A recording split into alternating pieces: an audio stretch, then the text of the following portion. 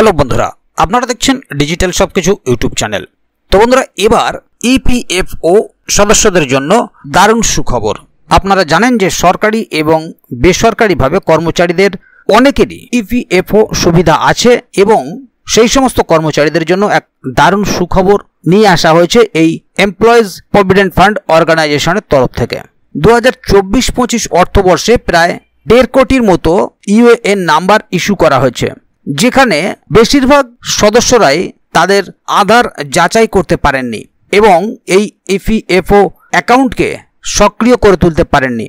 তো তার জন্য বেশ কিছু নিয়ম বা পদ্ধতি নতুনভাবে শুরু করা হচ্ছে। পাশাপাশি পেনশনভোগী যারা আছেন তাদের জন্য এক বিরাট সুখবর এবং ইউএএন জেনারেশন যাতে আরও সহজভাবে করা যায়, আরও সহজ হয়ে ওঠে এই সমস্ত সদস্যদের কাছে, সেই সমস্ত বিষয়গুলোও দেখা হচ্ছে এবং বর্তমান দিনে যাতে ডিজিটালভাবে সব কিছু করা যায় সেই ব্যবস্থাও চালু করা হচ্ছে।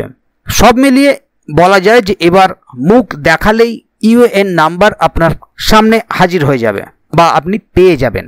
তাই মূল বিষয়টিকে জানতে ভিডিওটিকে প্রথম থেকে শেষ অবধি পুরোটাই দেখুন মনোযোগ সহকারে, যাতে করে কোনো জায়গায় বুঝতে আপনাদের কোনো প্রকারের অসুবিধা না হয়। এছাড়াও আপনি যদি আমাদের চ্যানেলে প্রথমবার হয়ে থাকেন তাহলে অবশ্যই চ্যানেলটিকে সাবস্ক্রাইব করে বেল আইকনটি প্রেস করে অল নোটিফিকেশনে ক্লিক করে দেবেন, যাতে করে আমাদের চ্যানেলে যখনই কোনো নতুন ভিডিও আপলোড হবে তা সরাসরি আপনার কাছে পৌঁছে যায়। তো চলুন দেখে নেওয়া যাক এখানে বিষয়টি ঠিক কী বলা হচ্ছে। এখানে দেখুন একটি আর্টিকেল প্রকাশিত হয়েছে। এবার মুখ দেখালেই মিলবে ইউএএন নাম্বার, ইপিএফও সদস্যদের জন্য বিরাট সুখবর।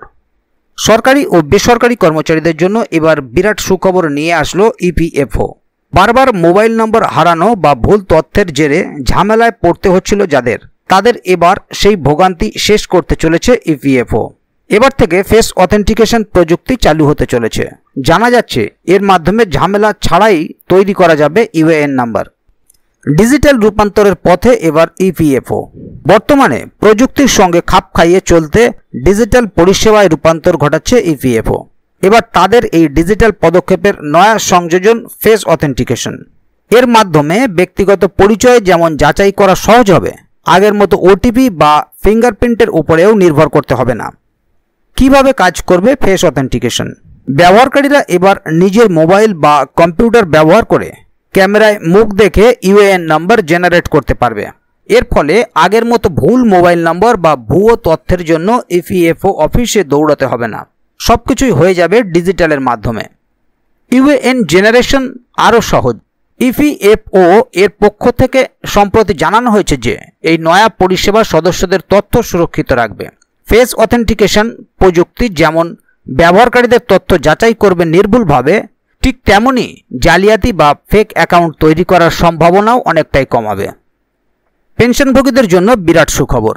এই ফেস অথেন্টিকেশন শুধুমাত্র ইউএএন তৈরির ক্ষেত্রে নয়, বরং পেনশনভোগীদের জন্য ডিজিটাল জীবন প্রমাণপত্র দাখিলের প্রক্রিয়াকেও আরও সহজ করে তুলবে।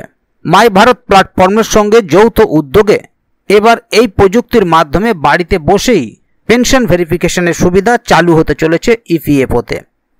এদিকে হিসাব বলছে 2024-25 অর্থবর্ষে ইপিএফওতে মোট 1.27 কোটি ইউএএন নাম্বার ইস্যু করা হয়েছে, আর এর মধ্যে 35% সদস্যই তা সক্রিয় করেছেন।